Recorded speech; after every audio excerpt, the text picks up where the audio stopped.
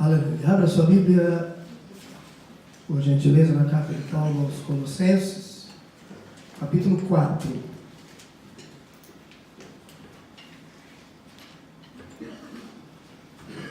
Carta do apóstolo Paulo aos Colossenses, capítulo 4. E nós vamos ler aí do versículo de número 7 até o versículo de número 18. Nos diz assim: quanto à minha situação, Tíquico, irmão amado e fiel ministro, e conservo no Senhor, de tudo vos informará. Eu vou-lo envio com o expresso propósito de vos dar conhecimento da nossa situação e de alentar o vosso coração. Em sua companhia vos envio Onésimo, o fiel e amado irmão, que é do vosso meio. Eles vos farão saber tudo o que por aqui ocorre. Saúda-vos Aristarco, prisioneiro comigo, e Marcos, primo de Barnabé, sobre quem recebestes instruções. Se ele for ter convosco, acolhei-o. E Jesus, conhecido por justo, os quais são os únicos da circuncisão que cooperam pessoalmente comigo pelo reino de Deus. Eles têm sido o meu lenitivo. Saúda-vos Epáfras, que é dentre vós, servo de Cristo Jesus, o qual se esforça sobremaneira continuamente por vós nas orações, para que vos conserveis perfeitos e plenamente convictos em toda a vontade de Deus. E dele dou testemunho de que muito se preocupa por vós, pelos de Laodiceia e pelos de Hierápolis. Saúda-vos Lucas, o médico amado, e também Demas. Saudai os irmãos de Laodiceia e Ninfa, e a igreja que ela hospeda em sua casa. E uma vez lida esta epístola perante vós, providenciai, porque seja também lida na igreja dos Laodicenses e a dos de Laodiceia, lede-a igualmente perante vós. Também dizei a Arquipo, atenta para o ministério que recebeste no Senhor, para o cumprires. A saudação é de próprio punho. Paulo, lembrai-vos das minhas algemas, a graça seja convosco. Amém. Podem sentar.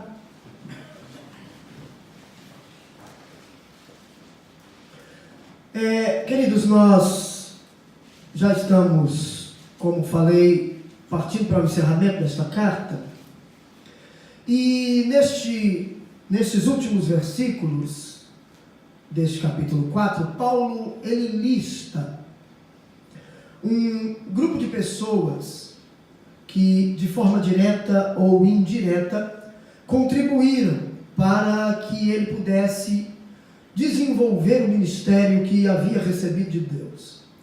Paulo cita nestes versículos 10 pessoas, e que nós vamos falar de 5 hoje, e 5 na próxima semana para concluirmos. Amém? Veja bem, quando nós lemos este texto e vemos Paulo falando e mencionando uma série de pessoas, entendemos que o ministério de Paulo não foi um ministério solo. Paulo não trabalhou sozinho. Aliás, no tocante à obra do Senhor, ninguém trabalha sozinho. Ninguém consegue realizar nada sozinho. Eu guardo sempre uma palavra do presbítero João Paulo que ele diz assim, que ninguém é tão alguém que não precise de ninguém. Sempre precisamos de alguém. Sempre precisamos, de forma direta ou indireta, de alguém que nos ajude a desenvolver e a desempenhar o nosso trabalho na obra do Senhor. Hoje eu estou aqui e eu faço questão sempre de agradecer a Deus pela pessoa do pastor presidente deste ministério, porque foi ele o canal que Deus usou para que eu estivesse aqui. Nós hoje aqui estamos e Deus usou alguém para você estar aqui. E nós nunca devemos nos esquecer destes que Deus usa para nos abençoar, destes que Deus usa no momento da nossa caminhada para nos ajudar. Deus, Ele faz coisas grandes nas nossas vidas e muitas vezes nos abre muitas portas. E estas portas, em muitas oportunidades, elas são abertas por Deus por intermédio de pessoas. Deus usa pessoas para nos abençoar.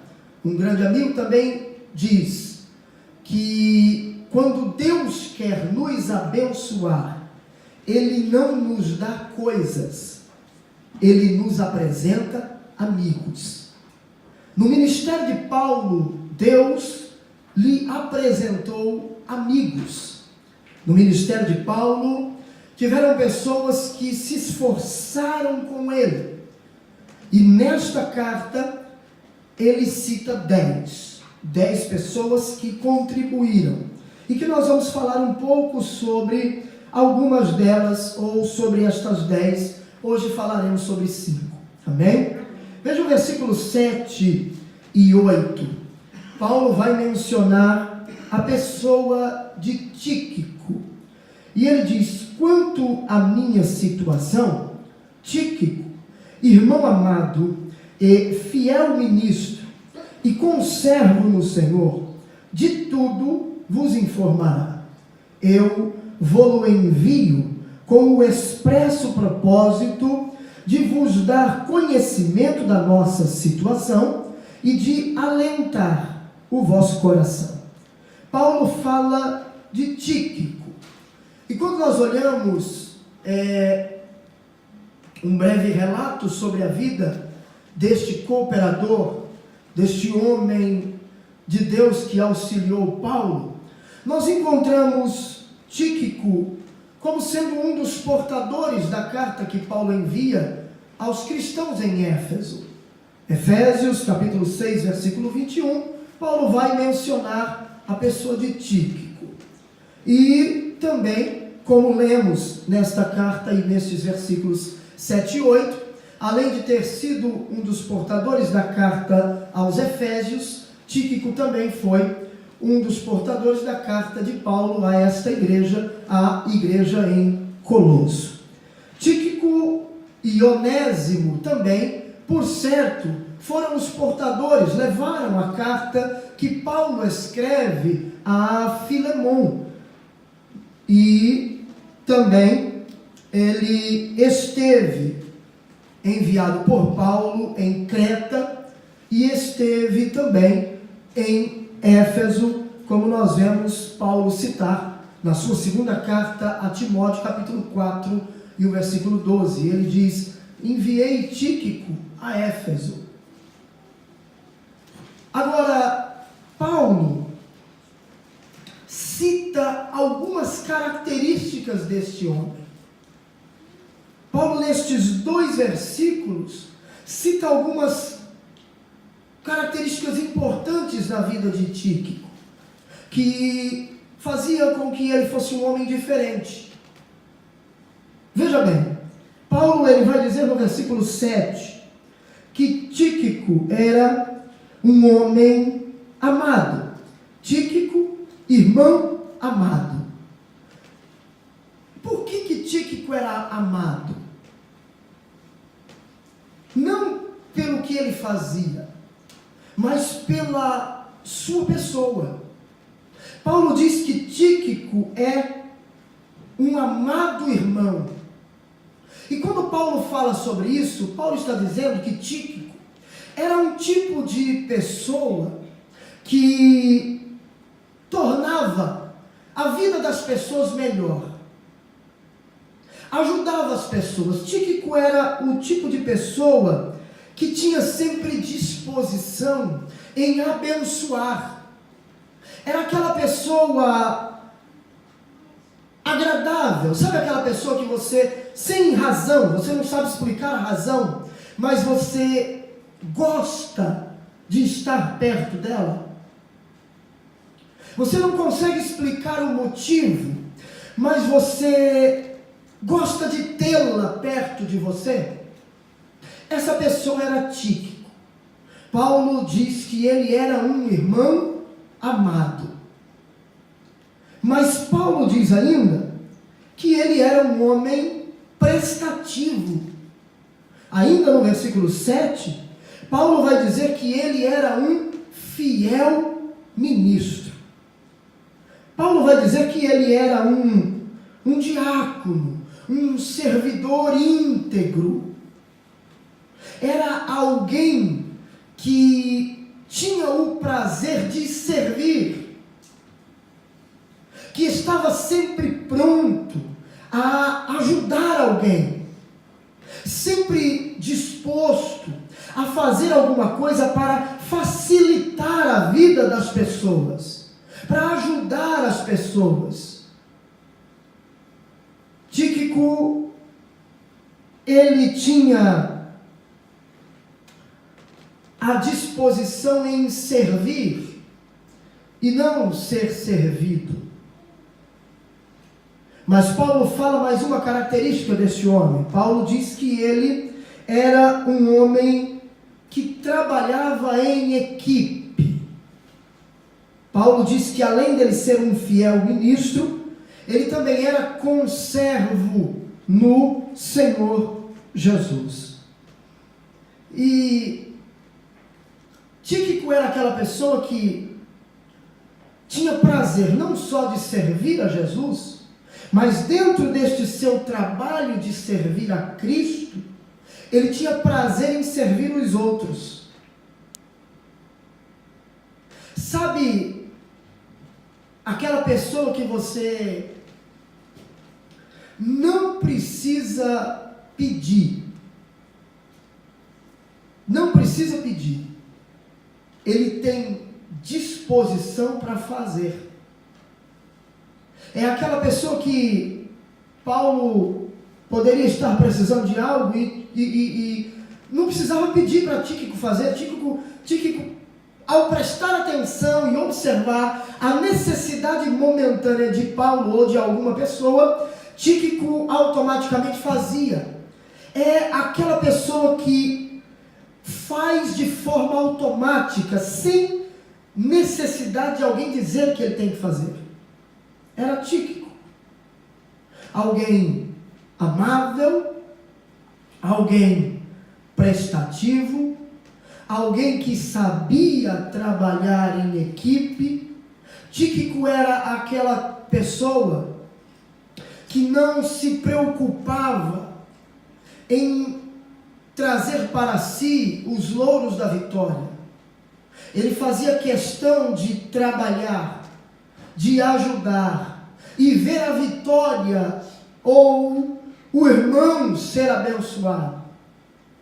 Tíquico era aquela pessoa que contribuía para o crescimento, o avanço da obra de Deus. E lá na frente, quando o trabalho prosperava, e às vezes não citava o seu nome, Tíquico não ficava chateado.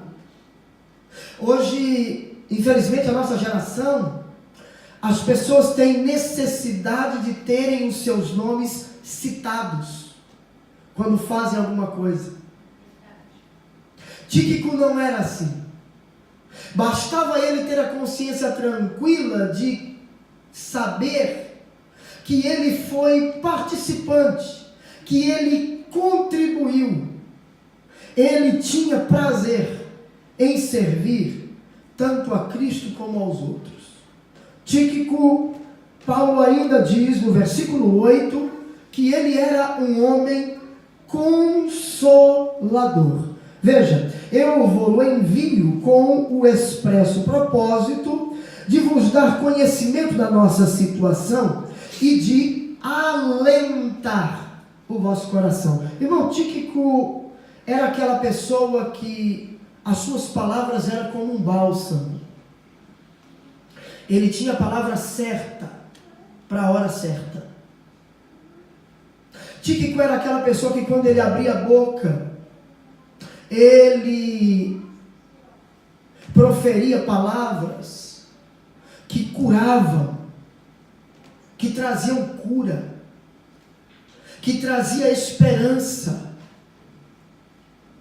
que pegava alguém que naquele determinado momento estava talvez destruído, dilacerado por dentro, mas quando ele abria a sua boca, ele tinha a sabedoria suficiente para proferir uma palavra que viesse trazer cura, que viesse consolar a vida daquele que necessitava.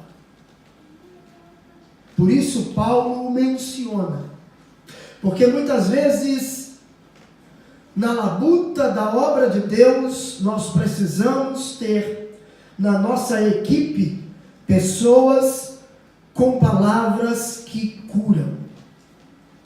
Precisamos, na labuta diária da obra de Deus, ter ao nosso lado pessoas com palavras que sejam como bálsamo em nossos corações. Mas veja que a equipe de Paulo tinha uma outra pessoa. A equipe de Paulo tinha um homem também chamado Onésimo. Veja o versículo 9. Em sua companhia vos envio Onésimo, o fiel e amado irmão, que é do vosso meio. Eles vos farão saber tudo o que por aqui ocorre. Veja, Paulo cita Tíquico e Paulo cita Onésimo. Onésimo, você sabe muito bem, era um escravo de Filemon. E quando nós lemos a carta que Paulo escreve a Filemon, nós vemos Onésimo sendo mencionado como um escravo fujão. Fugiu em busca de liberdade. Queria ser livre. E na sua ânsia de ser livre, ele então decide fugir. E quando ele foge, ele é capturado por Jesus. Jesus encontra Onésimo. E não por coincidência, mas por Jesuscidência, Onésimo vai parar aonde Paulo estava. E ali Paulo fala do amor de Deus a ele. Fala de Jesus a Onésimo. E como nós vemos na carta que Paulo escreve a Filemon, no versículo de número 10, a carta de capítulo único, no versículo de número 10, Paulo diz que Onésimo era alguém que ele gerou entre algemas. Ou seja, Onésimo foi um filho na fé de Paulo, gerado dentro da prisão. Paulo preso, mas ainda tinha liberdade para falar de Jesus. Onésimo, na ânsia de ser livre da escravidão, encontra Cristo por intermédio do apóstolo Paulo, e então ele conhece a verdadeira liberdade que há em Cristo. E veja que Paulo então escreve a Filemon, dizendo agora para que Filemon recebesse Onésimo, agora que o recebesse não mais como um escravo, porque um escravo, irmão, naqueles dias nada mais era do que uma propriedade de seu senhor. Um escravo, ele não tinha valor como pessoa. Mas agora, Paulo recomenda que Onésimo seja recebido por Filemão, não mais como um escravo, mas como alguém útil, porque Onésimo, o seu nome quer dizer útil, como alguém agora não mais sem valor, mas que Filemão recebesse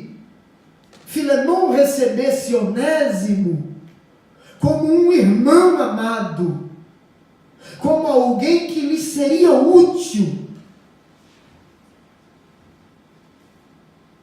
O que nós aprendemos através da vida de Onésimo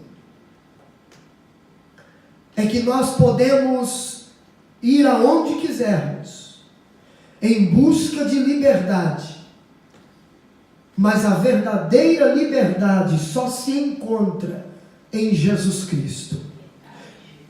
Tíquico era o cristão que serviu os outros, e Onésimo era o escravo, o cristão que, mesmo sendo escravo, se tornou livre.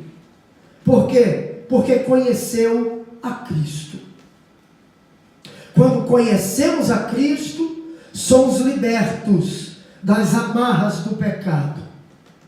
Somos libertos das amarras do inferno, que nos acorrentam, que nos aprisionam através de uma vida de escravidão do pecado.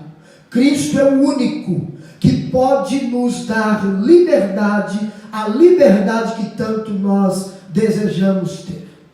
Mas veja que Paulo cita mais um. Paulo cita outro.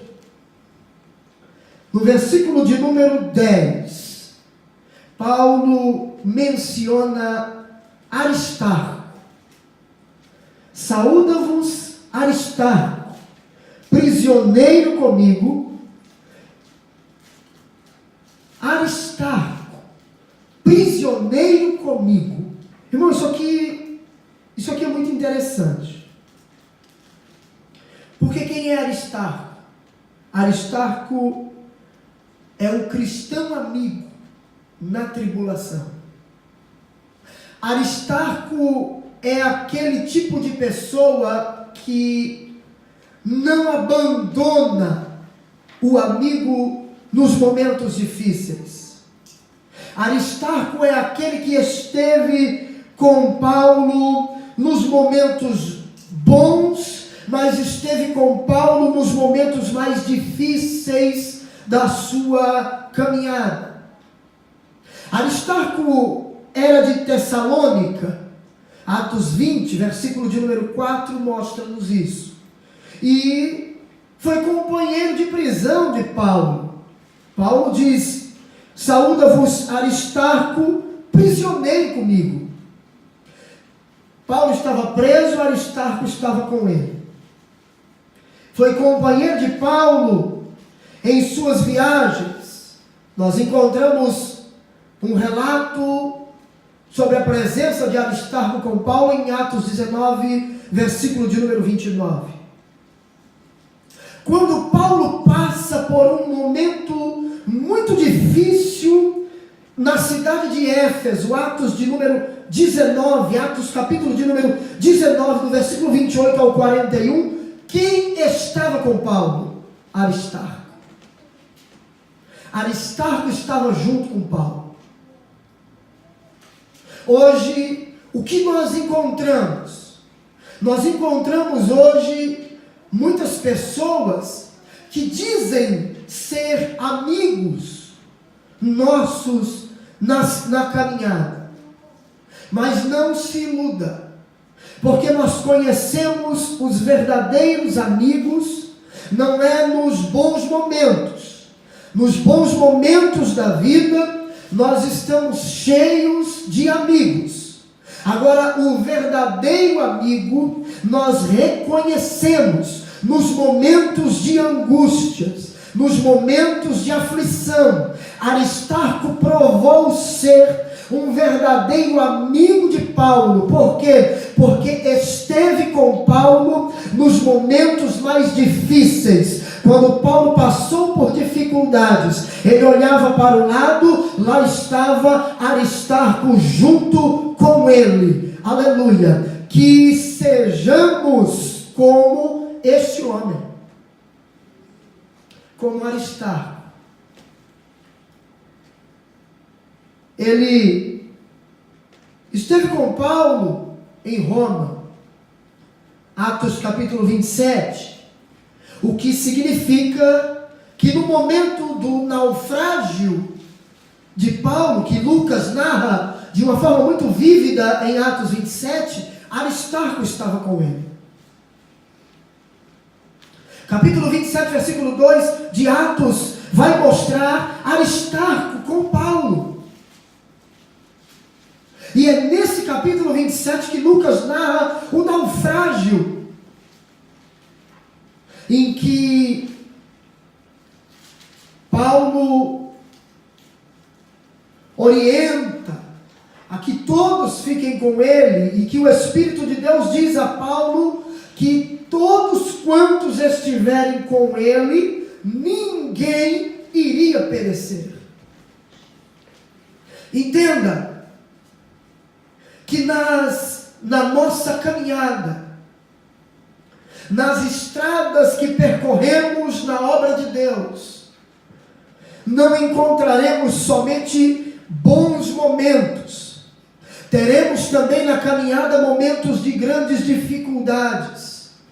Na caminhada de Paulo, teve o momento do naufrágio, Atos 27, mas no momento do naufrágio, a embarcação se quebrou, se destruiu, eles ficaram no meio do mar, mas Deus estava cuidando de Paulo e de quem estava com ele. E os momentos difíceis da caminhada são de fato muito duros, mas eles podem se tornar mais leves se olharmos para o lado e tivermos homens e mulheres como Aristarco, como companheiros. A Bíblia nos diz que na angústia é que surge o irmão, é na angústia que surge o verdadeiro irmão. Na bonança todos são amigos. Quando você está bem, quando você está no monte cantando, adorando, quando a sua vida está indo de vento em popa,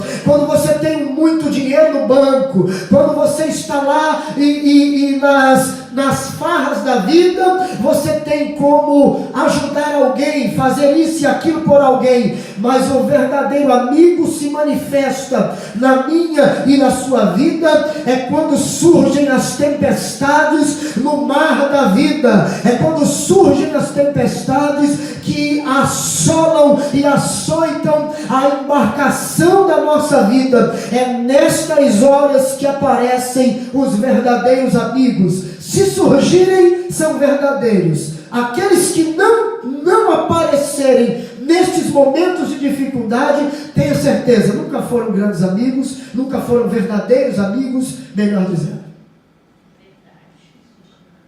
O verdadeiro amigo está com você em todo momento, irmão.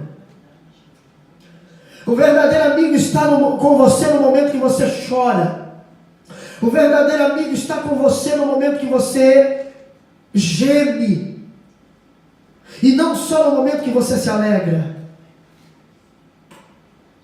Hoje existem pessoas que se aproximam de nós, não por quem somos, não porque gostam de nós, não porque querem a nossa companhia, mas por quem, ou por aquilo que nós podemos dar a elas, por aquilo que nós podemos oferecer a eles. São os chamados oportunistas, pessoas que se aproximam de você por conveniência, porque é conveniente estar do seu lado, porque é bom estar do seu lado. Eu preciso estar do seu lado, por quê? Porque você é uma porta aberta para mim,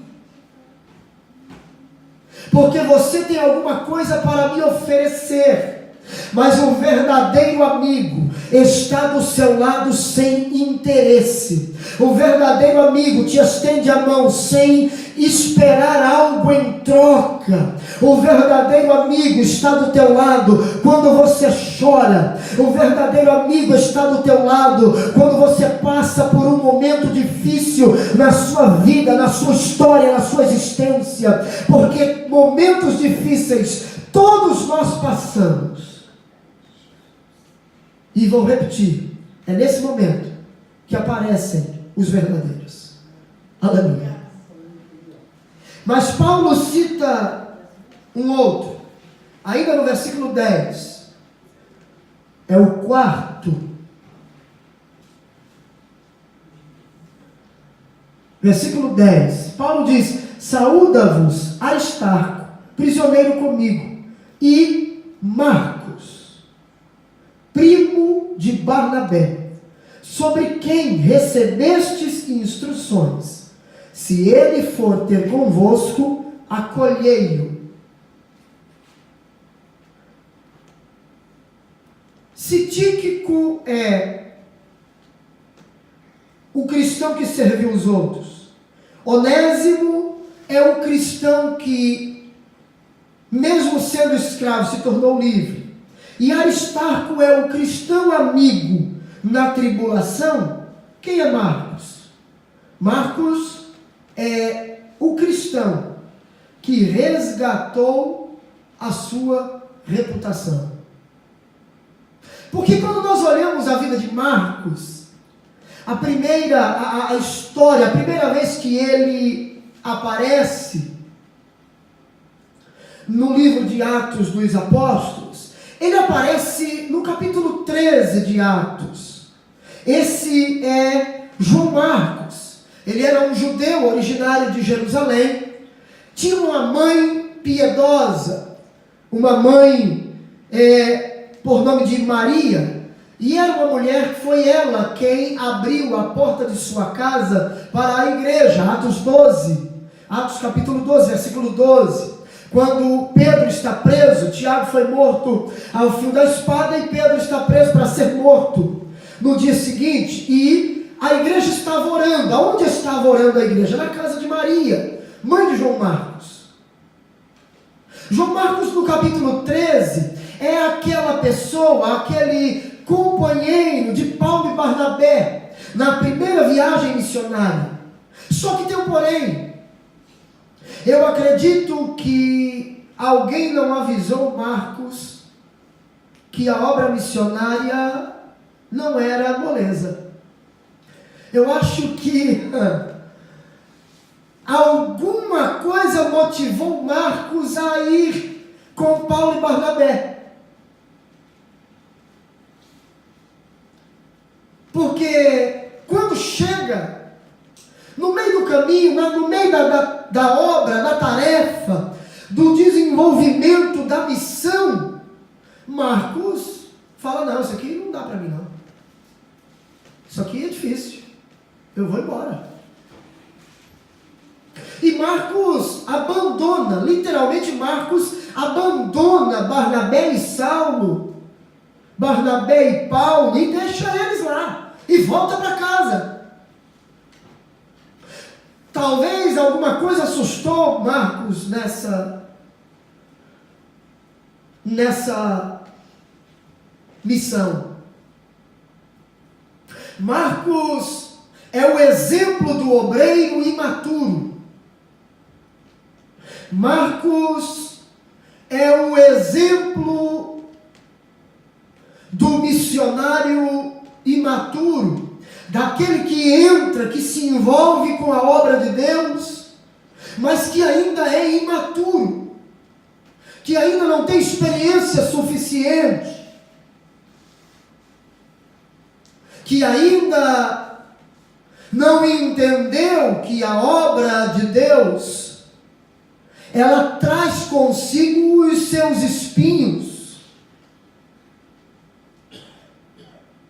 que a obra de Deus não é só holofotes, que a obra de Deus não é glamour, que a obra de Deus, ela não é só pregar, que a obra de Deus não é só estar em cima de uma tribuna e cantar, que a obra de Deus muitas vezes não é aquilo que nós vemos pintado na internet, na vida de muitos homens, muitos pregadores que estão na mídia hoje, porque ninguém mostra nas redes sociais os gemidos, as lágrimas, os momentos de angústia, de aflição, de choro. Ninguém mostra nas redes sociais os momentos de decepção que fazem parte do pacote da obra de Deus. Só se mostra, melhor dizendo, aquela mensagem que fez com que muitas almas se rendessem a Cristo. Só se mostra aquele momento de pregando com a igreja cheia. Só se mostra aqueles momentos de grande alegria e euforia no meio do povo. E isso muitas vezes gera ilusão na mente e no coração daquele que é novo, daquele que está começando agora a sua caminhada cristã. E nós encontramos por aí, no dia a dia da obra de Deus, muitas pessoas iludidas com isso que aparece na mídia. E o que acontece? Quando entram e quando se envolvem de fato com a obra de Deus, com o dia a dia da obra, e então enxergam que não é a obra de Deus, não é só flores, e que toda flor traz consigo os seus espinhos, então muitos desistem. Muitos abandonam. Muitos não querem mais saber do ministério. Muitos não querem mais saber de ser crente. Quantas pessoas que você conhece, que eu conheço, que foi apresentado a elas um evangelho de rosas, um evangelho triunfalista, que disseram a elas que entregue a sua vida para Jesus e você nunca mais vai ter luta, você nunca mais vai ter dificuldades, que você nunca mais vai ter problemas. E quando nós olhamos para a Bíblia e para o Evangelho de Cristo, eu não encontro Cristo fazendo promessa de que a caminhada cristã vai ser só flores. Eu vejo Jesus dizendo que no mundo nós teríamos aflições. Mas eu ouço e leio e vejo uma palavra de encorajamento de Cristo: mas tende bom ânimo, porque eu venci o mundo. Eu vejo uma palavra de ânimo de Cristo: eis que estou convosco todos os dias, até a consumação do século. Em momento algum da Bíblia, Jesus prometeu-nos a ausência de dificuldades. Em momento nenhum, de Gênesis a Apocalipse, nós vimos Deus prometendo a ausência de momentos de angústias e de momentos de aflição. Nós não vemos, como também não vemos de Gênesis a Apocalipse, Deus mostrar, ou Deus dizer, ou usar profetas para dizer que nos momentos de angústias e de aflições nós estaríamos sozinhos. Não, assim como não existe nenhum texto bíblico que prove, que me diga que a caminhada cristã, na caminhada cristã nós estamos livres de dificuldades, eu também não encontro nenhum texto bíblico dizendo que na caminhada cristã nós estamos sozinhos. Não, Jesus sempre nos promete estar conosco. As aflições virão, as lutas virão, mas nós estamos muito bem acompanhados da pessoa bendita de Cristo.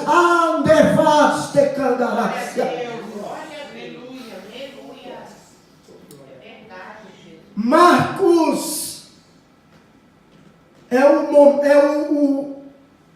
o retrato da pessoa que se envolve com a obra sem conhecê-la de forma profunda.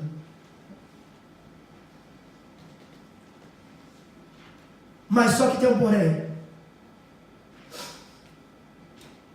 Todo menino um dia vira homem. Todo menino um dia cresce. Todo menino um dia amadurece. E no momento em que Marcos demonstra imaturidade e volta atrás no meio da missão, abandonando Paulo e Barnabé, Paulo então fica nervoso, você sabe muito bem, conhece a história. Há uma discussão, uma contenda entre Barnabé e Paulo, então os dois se separam, cada um segue para um lado, mas Barnabé dá um voto de confiança para Marcos. E o que aprendemos? É que aqueles que hoje são imaturos, se houver quem invista em suas vidas, eles amanhã amadurecerão e nos serão útil para a obra de Deus. O que nós encontramos é que Deus não desiste de ninguém. Deus não abandona ninguém à míngua. Imaturidade. Todos nós passamos por esta fase, mas o que a Bíblia nos recomenda é que cresçamos. E Marcos atinge um grau de maturidade que Paulo lá na frente, no capítulo 4 e o versículo 11 da segunda carta que ele escreve a Timóteo, ele diz para que Timóteo venha ter com ele depressa e que Timóteo, quando vier, traga com ele Marcos. Por quê? Porque Marcos lhe seria muito útil. O que nos ensina é que há um momento de imaturidade e que no momento de imaturidade nós podemos nos acovardar em determinados momentos da vida e da caminhada, mas chegaremos à maturidade, e quando chegarmos à maturidade, nós seremos úteis também na obra de Deus. A história de Marcos nos ensina que a pessoa tem condições, que pode superar os seus fracassos e as suas debilidades na caminhada. Não podemos desistir por causa de um tropeço, por causa de uma frustração, porque erramos, porque falhamos. Precisamos aprender com os nossos erros.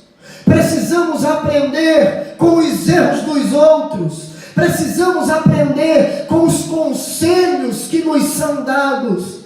E crescemos. Precisamos crescer. Marcos torna-se um monumento vivo de alguém que superou os seus fracassos e torna-se um exemplo de encorajamento para aqueles que hoje em nossos dias tropeçam e fracassam na caminhada cristã. Não desista. Olhe para Marcos, olhe para a vida de Marcos e aprenda com a vida deste homem. Para concluirmos, Paulo cita ainda neste versículo 11. Aliás, agora no versículo 11. Paulo cita, junto com Marcos, junto com Aristarco, Paulo cita Jesus, conhecido por justo, os quais são os únicos da circuncisão que cooperam pessoalmente comigo pelo reino de Deus. Jesus, chamado justo, é o cristão que é bálsamo na vida dos outros. Porque Jesus, chamado justo, junto com Aristarco e com Marcos, eles tinham tudo para deixar Paulo de lado. Jesus, chamado justo, tinha tudo para não cooperar com Paulo. Porque Paulo disse que ele era da circuncisão.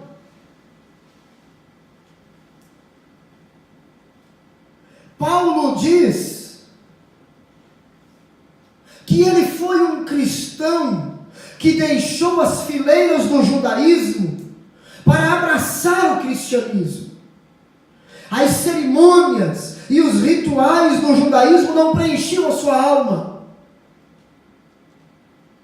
E então ele passa agora a ser um cooperador pessoal de Paulo na obra. Irmão, você já parou para pensar que esse homem poderia sofrer represálias dos judeus? Porque ele abandona o judaísmo para seguir o cristianismo.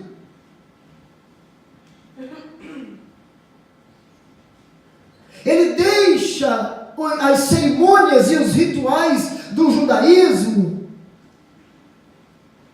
para seguir e apoiar Paulo na missão de pregar o evangelho aos gentios. E Paulo mostra duas coisas sobre este homem. Ele foi um cooperador pessoal direto de Paulo e era um aliviador de tensões. Eles apoiaram Paulo, eles ajudaram Paulo, ele se esforçou em todo momento para ajudar Paulo.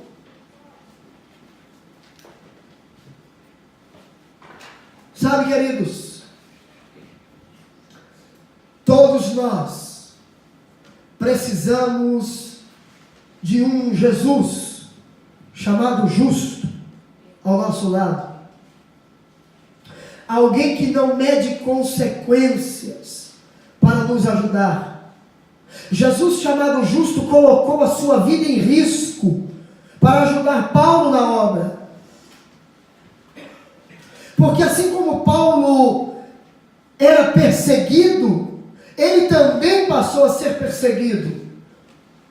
Todos aqueles que estavam envolvidos com Paulo na obra de evangelização, no trabalho missionário, na evangelização aos gentios, eram alvo dos judeus, eram alvo do Império Romano.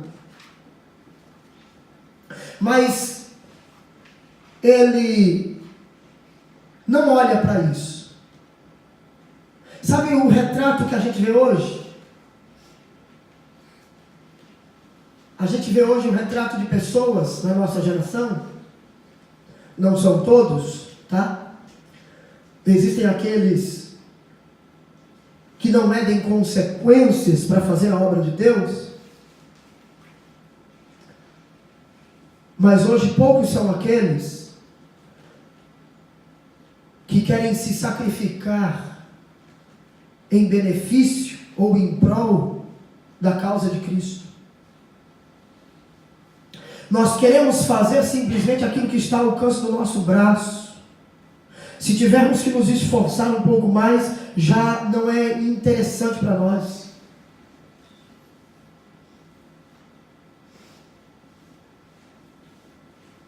Nós queremos fazer somente aquilo que nos é conveniente. Se eu perder, para mim já não é interessante.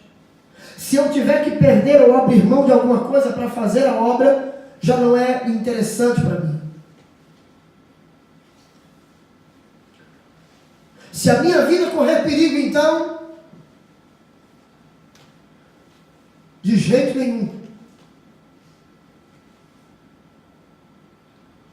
E aí eu olho para a vida de algumas pessoas que estão em lugares que não podem falar de Jesus.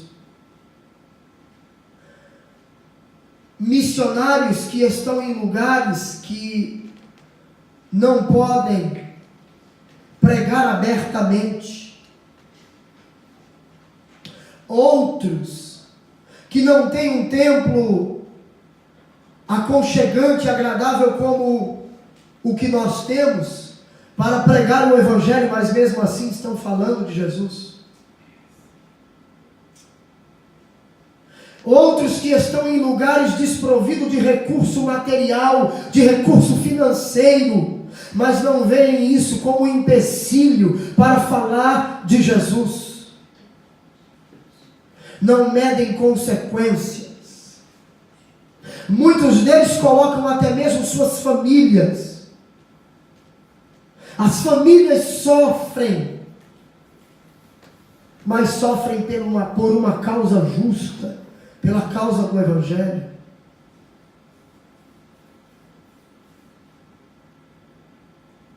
Se eu estar ao lado de alguém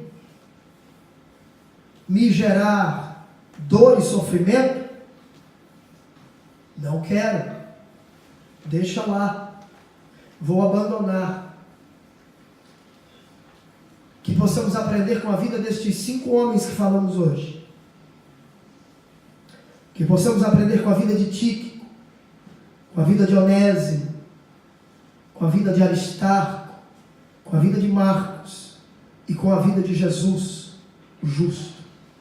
Amém? Amém. Próxima semana falaremos dos outros 5. São 4 homens e uma mulher, mencionada por Paulo nestes versículos, que contribuíram para que o ministério de Paulo fosse um ministério produtivo e para que o Evangelho pudesse ser pregado.